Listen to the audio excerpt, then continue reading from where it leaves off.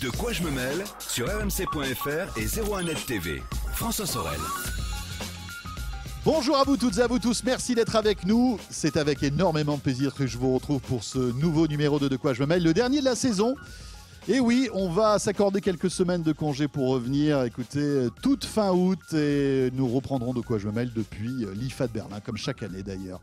Avant de vous souhaiter de bonnes vacances, au menu de ce de quoi je me mêle donc, eh bien tout à l'heure Victor Jakimovic sera là avec le gadget qu'adorerait avoir James Bond. C'est un coffre-fort connecté, les amis, pour mettre des clés, pour mettre autre chose. On découvrira ça tout à l'heure. Je vous rappelle que vous pouvez aussi, durant les vacances, rejoindre la page Facebook de quoi je me mêle. Vous cliquez sur j'aime et puis comme ça vous pourrez dialoguer avec tous les, on va dire tous ceux qui participent à cette page. Et bien tous les sujets high-tech qui vous tiennent à cœur. Merci d'être là. C'est parti. De quoi je me mêle sur rmc.fr et 01net TV. Et évidemment, on débute ce de quoi je me mêle par le club de la presse Haïti, le dernier de la saison, avec Raphaël Graby qui est là. Salut Raphaël. Salut François. Raphaël Graby qui est journaliste à 01net.com et Jean-Marie Portal, fidèle au poste bien sûr. Jean-Marie, bonjour. Bonjour François. Voilà, 01net Mag qui est là. Regardez, il est ici avec une couverture on ne peut plus estivale. Oui. Bien sûr. Rappelons qu'on s'est inspiré de votre physique pour évidemment le petit bonhomme qui est en couverture. Dans une vie antérieure peut-être. Dans une vie antérieure, oui, parce que c'est vrai qu'il est brun là. Là, je m'adresse à tous ceux qui sont avec nous en vidéo. Et vous pouvez retrouver donc ce 01net Mag actuellement dans les kiosques. Exactement. Le Tour de France numérique, c'est ce qu'on va évoquer tout à l'heure avec vous, Oui. Jean-Marie. Mais auparavant, Raphaël, c'est tombé, là, il y a quelques heures à peine. Ouais. Le Galaxy Note 8 se profile. Oui, enfin il se précise même en fait parce que Samsung vient d'annoncer sur son site qu'il y aura bien une conférence de presse à New York le 23 août prochain. Donc, alors, il ne précise pas que c'est le Galaxy Note 8, mais enfin sur les images, on voit quand même ce qui ressemble à un smartphone et ce qui ressemble à un stylet. Donc, a priori, Ouais. ça devrait être le Note 8, à moins qu'il sorte, je sais pas, une table basse avec Oui, un stylet. une table je sais basse pas. avec un stylet, je pense que Ce ça peut serait être sympa. une très très bonne Ouais, idée. ça pourrait être sympa. Mais non, a priori, ce sera donc le Note 8. Alors, c'est un peu la fin du suspense. On ne savait pas trop s'ils allaient le présenter début août ou fin août. Donc voilà, ce sera le 23. Évidemment, il est très très attendu ce Note 8 parce que déjà, il succède accessoirement au Note 7. Qui était un cauchemar pour Samsung. Qui rappelons-le, est parti un peu en vrille, qui a eu des En gros fumée, problèmes, surtout. en fumée surtout, donc qui a dû être retiré du marché, etc. Alors il y avait, on va dire, un galop d'essai avec le S8 qui était déjà quand même assez attendu parce que c'était celui qui suivait immédiatement Oui. le Note 7, mais là c'est le Qui n'a vrai pas déçu. Et qui n'a pas déçu, un immense succès pour qui Samsung. apparemment cartonne, qui nous en tout cas nous a vraiment beaucoup plu et qui semble très bien fonctionner dans les ventes. Donc le Note 8 là, il faut on va dire confirmer l'essai et montrer que Samsung a trébuché mais n'était pas tombé et s'est bien relevé. Voilà donc double capteur photo. Sur alors ce- a priori ce sera le Note premier 8. de chez Samsung avec le double capteur photo C'est un événement, en plus évidemment de cet écran assez incroyable bord à bord, etc. du S8. Ouais, double capteur photo, c'est vrai que sur le S8 on l'avait un petit peu regretté alors qu'on les a quand même un peu partout ailleurs, chez LG, chez Huawei, chez Apple évidemment. Donc là après la question c'est comment ils vont s'en servir. Est-ce que ça va être un capteur photo noir et blanc et couleur comme ce que fait Huawei, donc avec des belles images en noir et blanc, un mode portrait comme l'iPhone, donc ça va être l'interrogation. Après, voire un grand angle comme le LG, mais bon, personnellement, je miserais peut-être sur un mode portrait quand même à quelques jours de l'annonce de l'iPhone. Forcément, alors voilà. Ce qui est marrant aussi, c'est que pour la première fois en fait cette année, d'un point de vue stratégique, Samsung a à la fois snobé entre guillemets à la fois le Mobile World Congress et l'IFA. Les deux salons qui sont quand même très importants. Même si on peut imaginer qu'on les verra. Ils seront évidemment à l'IFA, ils seront présents. Voilà. Présent, ouais. Mais pour les annonces, c'est la première année où ils annoncent vraiment deux événements dans deux événements distincts. Donc ils font un peu du Apple quelque part. Enfin du Apple, voilà. Ouais. Ils prennent un peu leur indépendance. Avec ce Galaxy Note 8, il y aura cet Infinity Display. Vous savez, c'est le nom marketing pour ces écrans superbes des nouveaux Samsung Galaxy bord à bord. Qui sont impressionnants. C'est le nouveau form factor, comme on dit. Donc rendez-vous à New York Rendez-vous le 23 à New York, août pour le vous faire 23 vivre tout ça, évidemment, sur 01net.com et 01net TV. Même pendant les vacances, on vous fera vivre ça. Évidemment. Alors pas du tout Infinity Display. Qui dit Samsung dit Apple. Voilà, on sait que quelques semaines après, Apple annoncera pas mal de choses. Mais Apple aimerait peut-être aussi se positionner sur l'entrée de gamme. C'est ça, exactement. Et en fait, c'est un peu une surprise. On vient aussi d'apprendre ça. Alors, ça reste des rumeurs, là, contrairement à Samsung. C'est qu'Apple, alors, on va reparler de l'iPhone 8, soit lui aussi, du coup, avec un grand écran AMOLED, etc., qui pourra arriver en septembre. Mais en fait, Apple préparait aussi une mise à jour de l'iPhone SE, donc le petit iPhone entre guillemets de 5 pouces, qui était sorti en 2016. Qui intègre toutes les fonctionnalités du 6S. Exactement, voilà. Donc après, la question, c'est ce nouvel iPhone SE, il y a deux solutions. Est-ce que Apple garderait un peu le même package et diminuerait le prix, parce qu'on parle quand même d'un tarif de 399 €. Alors pour Apple, c'est quand même, c'est pas cher. C'est vraiment de l'entrée de gamme chez Apple, parce que le SE, il était sorti à 489. C'est ça. Donc là, on passerait quand même sous la barre des 400 € chez Apple. Ce serait vraiment très symbolique. Une révolution. Hein. Bah oui, ouais. une révolution par le bas, mais je trouve une très bonne révolution, parce que ça permettrait vraiment de le rendre plus accessible.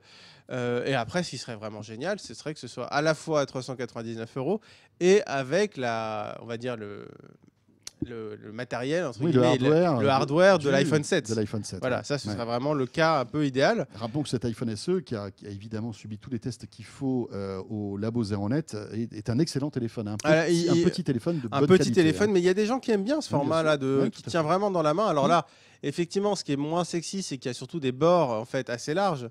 Oui, c'est vrai qu'il fait partie. Il fait un peu daté du coup quand on voit évidemment des smartphones comme la suite. Il est old school, mais il y a des gens qui apprécient ça. Et c'est vrai qu'embarquer la fiche technique d'un iPhone 6S dans ce format-là, avec un design qui est quand même joli, en fait, il est un peu presque rétro finalement, qui est celui de l'iPhone 5 en fait. C'est pas mal du tout. Donc peut-être fin août, on aura une bonne surprise avant l'iPhone 8, etc. Keynote, un petit iPhone SE. Ou peut-être que ce sera pendant la keynote. Alors, voilà, peut-être pendant la keynote, si ça se trouve, il pourrait faire une pierre de coups. Et puis l'iPhone 8, en tout cas l'iPhone S édition, l'iPhone 7S, on ne sait pas trop. Enfin, les nouveaux iPhones qui seront annoncés dans la foulée en septembre, sans doute. Raphaël, on enchaîne avec Facebook. Facebook pourrait nous annoncer une mauvaise surprise ? Alors oui, justement, ces chaînes là qu'on reçoit sur Facebook depuis des années, je pense que tout le monde les a, ou en général, c'est notre oncle qui n'est pas trop habitué à Facebook, qui balance ça du style attention, Facebook va devenir payant. Oui. Il faut payer 5. Partager ce message, sinon il faudra payer 15 €. Oui, c'est ça, voilà. Il faut le partager 10 fois et tout. Exactement. Alors évidemment, c'est n'importe quoi. C'est du fake. Hein, c'est complètement du fake. N'empêche qu'il pourrait avoir en partie raison. Alors vraiment en partie. Parce que pour la première fois, on va peut-être pouvoir payer des contenus sur Facebook. Parce que là, c'est un cadre en fait de Facebook, c'est une annonce officielle qui a annoncé qu'à partir d'octobre, il y aurait des tests de contenu payants. Alors, de toute façon, Facebook ne fait pas de contenu. Donc, Facebook ne deviendra pas payant. L'accès à Facebook, parler à ses amis, etc., ça restera évidemment gratuit. Mais ce qui pourrait devenir payant, c'est les contenus, et notamment les contenus médiatiques. C'est-à-dire qu'en fait, alors, il y a des tests en octobre, ça pourrait être généralisé par la suite, mais pour l'utilisateur, concrètement, ça veut dire quoi ?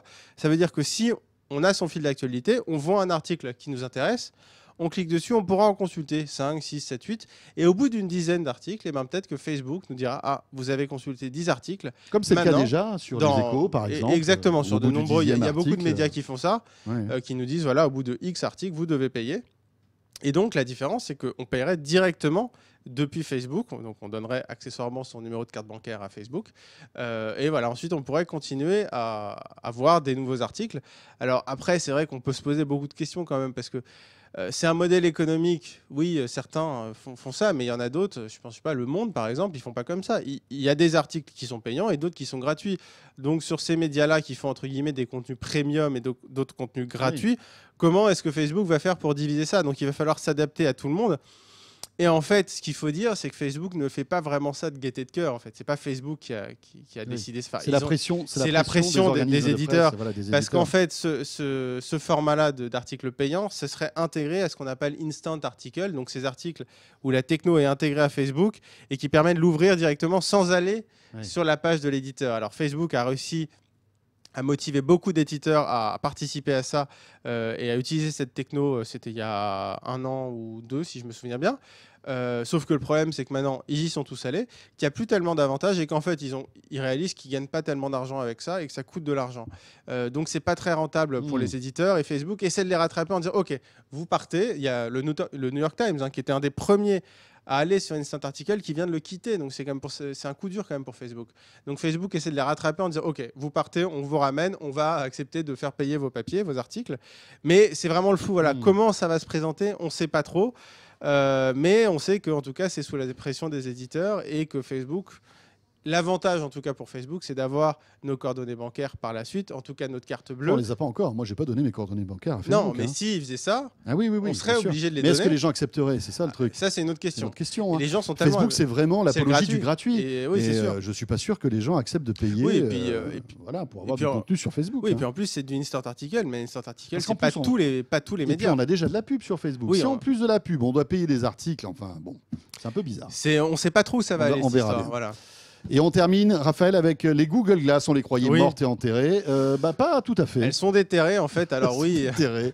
ça avait été enterré en On va enlever 2015. la terre qui est un peu sur les glaces. Et puis c'est Oui, tout. alors non, mais c'est vrai que Google en fait les a ressortis entre guillemets, mais cette fois pas du tout comme avant pour le grand public. De toute façon, le grand public n'en Mais a ça n'a jamais voulu. été pour le grand public, hein, les Google Glass. Non, C'était mais vraiment pour les développeurs. En tout cas, pendant un moment, ça a été vendu en fait avec d'ailleurs des petites polémiques avec les gens Oui. qui filmaient dans les bars, etc.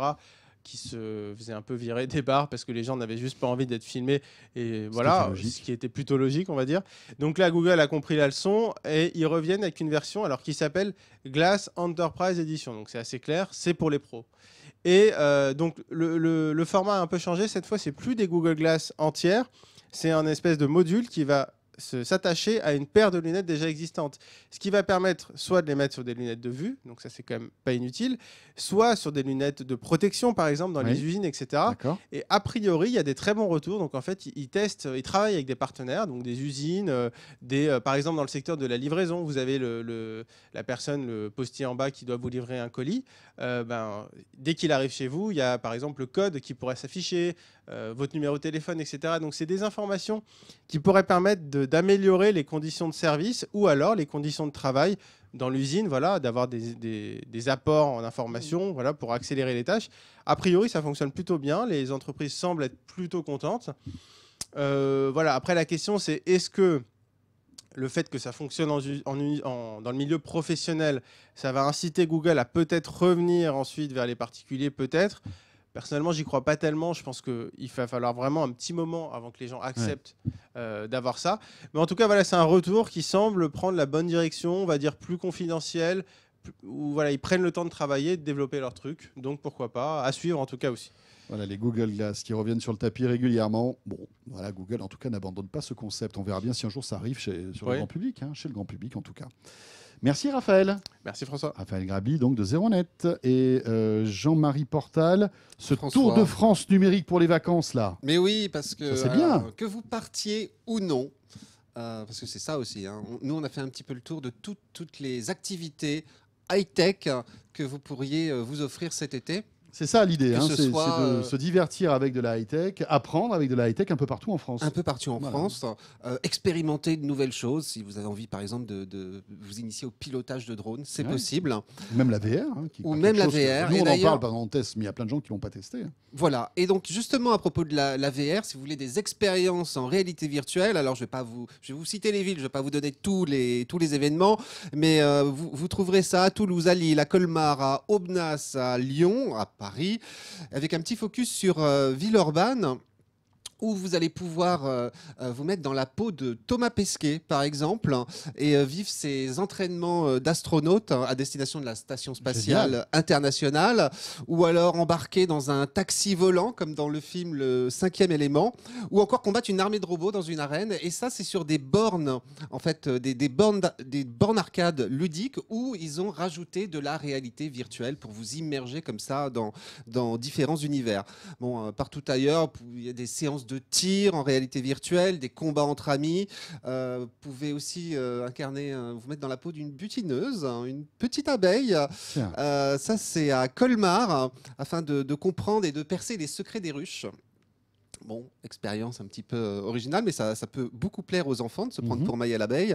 Quoi d'autre? Vous pouvez aussi, il y a du cinéma, du gaming, des salons du futur. Ça, c'est plus à Paris, à la Géode. Voilà, donc réalité virtuelle un peu partout en France. Et ce cinéma aussi de 4D là qu'on avait Oui, évoqué bah ça, c'est- à la ça, Villette, ça, un c'est truc à Paris, génial la- aussi. la Franchement, si 4D. vous êtes sur Paris, parce qu'il n'y en a pas beaucoup hein, des salles comme ça hein, Non. en France, mais si vous êtes sur En France, Paris, il n'y en a qu'une. allez au centre commercial, donc à la Villette, où il y a ce nouveau grand cinéma, vous avez ces expériences de film en 4D, tout bouge, vous recevez de l'eau en pleine figure, des parfums. C'est génial, un truc génial aussi à faire si vous êtes sur Paris. Oui, parce que là, en plus, on dépasse la réalité virtuelle. C'est carrément l'immersion avec le C'est physique. carrément une petite attraction. Hein. C'est carrément une attraction. Ouais, c'est clair. Avec le vent, la tempête. Ouais, c'est chouette. Vous en sortez un peu mouillé parfois, il faut le savoir. Bon, c'est l'été, ça va, donc tout va bien. Festival Expo, c'est pareil, hein, ils sont très très high-tech, que ce soit à Carhaix, Toulouse, Rennes ou à Arles. Vous allez pouvoir découvrir aussi le cinéma du futur, justement, au couvent Saint-Césaire, où chaque visiteur est invité à mettre un casque de réalité virtuelle pour incarner un homme perdu dans un labyrinthe. Suivre les relations d'une famille au bord de l'implosion, ça c'est un petit peu plus anxiogène. Un peu spécial quand même. Plonger dans les souvenirs de la Le première... mec qui a eu cette idée-là, Oui. un truc de fou quand Et même. en 4D, tu te prends les assiettes et Ouais, tout. c'est Oui, ça, mais oui, les il y en a- claques et tout. Oh là là, qu'est-ce que ça marche bien. Il y en a vraiment pour tous les goûts. Vous pouvez aussi plonger dans les souvenirs de la Première Guerre mondiale du photographe inconnu ou encore rentrer dans le tableau Les Ménines de Velázquez. Donc autant d'expériences en fonction de vos goûts, de vos affinités, pour les petits, pour les grands. Et tout ça, en plus, c'est jusqu'au 31 août au VR Arles Festival. Donc, on est bien en plein dans la réalité virtuelle. Alors, je vous ai cité Carhaix, Toulouse, Rennes, mais c'est aussi à Metz, à Elfaux, à Vaux-en-Velin, à Annecy, à Paris et à Avignon, des festivals. En veux-tu, en voilà. On parlait de réalité virtuelle, mais la semaine dernière, dans De quoi je me mêle, on a fait un gros focus sur la réalité augmentée. Oui. Eh ben, elle aussi, elle est à l'honneur, entre autres à Montignac, Chambord, Paris toujours, Beaugency et à Bordeaux, si vous avez envie de découvrir le triangle d'or en revenant au XVIIIe siècle. On vous prête, l'Office du tourisme vous prête une tablette et vous pouvez vous balader comme ça. C'est une balade entre 1h30 et 2h30. Vous vous baladez et avec donc cette tablette, vous allez pouvoir revenir dans le passé, voir comment étaient les quartiers à l'époque. C'est assez chouette. C'est une autre vision de la ville, un bond dans le temps, quoi, en arrière. Donc ça, c'est vraiment très sympa. Montignac, c'est plutôt les grottes de Lascaux. À Chambord, les phases de la Renaissance. Vous pouvez vous prendre pour François Ier à Beaugency. Et à Paris, vous pouvez aussi voir le funiculaire autrement. C'est pareil, la RATP qui a fait une application 3D pour vous raconter l'histoire du funiculaire de Montmartre. C'est assez sympa. Ah ouais, qu'il faut faire en plus, parce que c'est génial. Hein. Là encore, si vous êtes sur Paris, il faut faire le funiculaire de Montmartre, c'est génial. Carrément. C'est cool. énorme. Parcs d'attractions. Les parcs d'attractions, forcément, eux aussi, Oui, cela ils ont joue deux, trois carrément trucs quand même, high-tech. ouais. Que ce soit à Saint-Ours-les-Roches, Strasbourg, Paris ou à Chasseneuil-du-Poitou. Vous connaissez Chasseneuil-du-Poitou ? J'y vais tous les week-ends. Voilà, voilà. Et là-bas, vous pouvez poser la question de savoir dans quelle vie vous vivrez en 2050 à travers 57 illustrations géantes exposées en fait en plein air au Futuroscope. Vous situez mieux, Chasseneuil-du-Poitou. L'architecte donc Vincent Gabot qui suggère de transformer les villes en écosystèmes, les quartiers en forêt. En fait, c'est une projection vraiment de ce que pourraient devenir les villes dans quelques années. C'est très très futuriste. Ça laisse songeur avec des réalisations plus ou moins étonnantes. Oui, où ça Voilà. fait rêver, où ça fait faire des cauchemars, en fait. Tout dépend. Oui, c'est un C'est petit peu ça. Et les activités de plein air, on termine par ça, que ce soit à Biarritz et ses environs, à Ivry-sur-Seine en région parisienne, à Dautigny. Vous savez où est Dautigny ? C'est en Belgique, comme quand on a un peu dépassé les frontières, ou à Toulouse pour se former donc au télépilotage, au pilotage de drones. Ça, c'est chouette.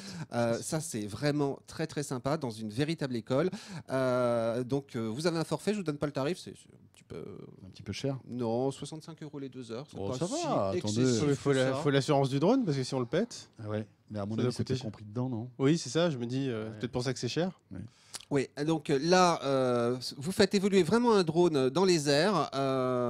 Donc c'est un forfait découverte. Vous passez de la théorie à la pratique. Vous êtes vraiment pris en main. C'est une vraie école, hein, donc c'est pas Ça, des c'est super, amateurs qui franchement, font c'est, ça. 2 heures, les 65 €, ça va. Oui, bah attendez, on met un peu de côté pour les On met vacances. un petit peu de côté pour les vacances. À Dautigny, en Belgique, là, on vous propose plutôt de conduire le bolide de Mario Kart, un vrai kart. Alors Ivry-sur-Seine, c'est aussi du pilotage de drone. Et par contre, à Biarritz, c'est assez rigolo, c'est une chasse au trésor connectée. En fait, de ville en ville, les voyageurs se transmettent 1 centime ou un petit mot laissé dans des géocaches. Vous savez, c'est du géocaching. Donc, à partir d'énigmes qu'on a sur son smartphone, on fait une chasse au trésor et puis quand on a trouvé en fait le trésor au bout d'un moment, c'est très familial, il faut faire ça avec les enfants, c'est génial. Quand vous avez trouvé le trésor, vous pouvez le garder. Par contre, vous devez Mettre un le autre remplacer trésor. par un autre trésor et remettre ça dans sa cage pour que d'autres Bien puissent sûr. y aller Faut à pas leur mettre un tour. pot de yaourt, hein, il faut mettre un truc un peu sympa quand même, parce qu'autrement c'est... Oui, bah parfois vous avez trouvé un bout de ficelle, une figurine, un petit schtroumpf, C'est je ne cool. sais quoi. C'est toujours très rigolo. Ça plaît beaucoup aux enfants et ça plaît aux parents aussi. Hein. À retrouver ce dossier et plein d'autres dans le Zéro Net Mag actuellement en kiosque, c'est le Zéro Net Mag de l'été. Oui, oui, oui, avec votre programme de l'été. Voilà, et en version numérique aussi, bien évidemment, sur tous les services de presse numérique. Dont SFR Presse. Et Bon, notre appli aussi, on a une appli, hein, 01net En Magazine, plus, à parfait. télécharger sur votre smartphone. Merci Jean-Marie. Merci François. Et merci Raphaël. Merci François. Vous restez avec nous. Suite de quoi je me mêle. Pour ce dernier numéro de l'été, ça sera avec Victor et son coffre-fort numérique connecté, les amis. Même James Bond est jaloux. À tout de suite. De quoi je me mêle sur rmc.fr et 01net TV.